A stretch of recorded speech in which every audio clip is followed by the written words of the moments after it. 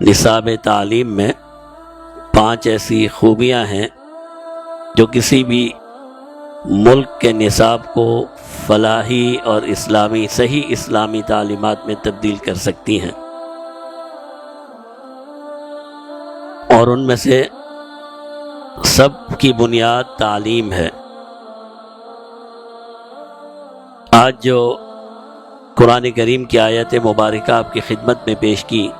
اللہ رب العزت ارشاد فرماتے ہیں انما یخشی اللہ من عبادہ العلماء۔ اللہ کا قرآن، اللہ خود ارشاد فرما رہے ہیں، فرمایا بے شک اللہ سے ڈرنے والے، اللہ کا خوف رکھنے والے، من عبادہ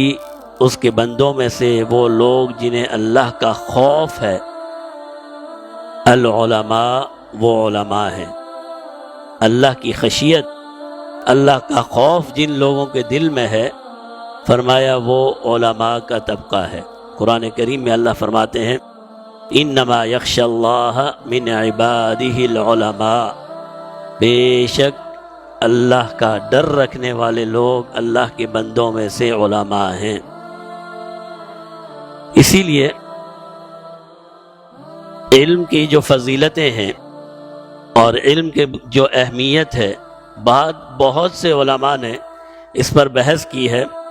اور ارشاد فرمایا ہے کہ علم کی بنیاد اس پر ہے کہ وہ علم انسان کو اللہ کی معرفت کروا دے، اور جس دل میں اللہ کی معرفت آ گئی پھر وہاں اللہ کا خوف پیدا ہو جاتا ہے۔ علم کون سا ہے؟ وہ علم جو انسان کو اس کے خالق تک پہنچا دے، خالق کی پہچان کروا دے، اور جس دل میں خالق کی پہچان ہو جاتی ہے پھر وہاں پر تقوی اور خشیت پیدا ہو جاتی ہے، پھر خوف خدا پیدا ہو جاتا ہے۔ اسی لیے علماء نے یہ بحث کی ہے اور فرمایا ہے کہ جس علم کی فضیلت قرآن اور حدیث میں آئی ہے، اس علم سے مراد وہ علم ہے جسے علم دین، علم وحی کہا جاتا ہے، قرآن اور حدیث کا علم۔ علم کا حقیقی مصداق، یا آپ یہ کہہ لیں علوم میں سے سب سے بہترین علم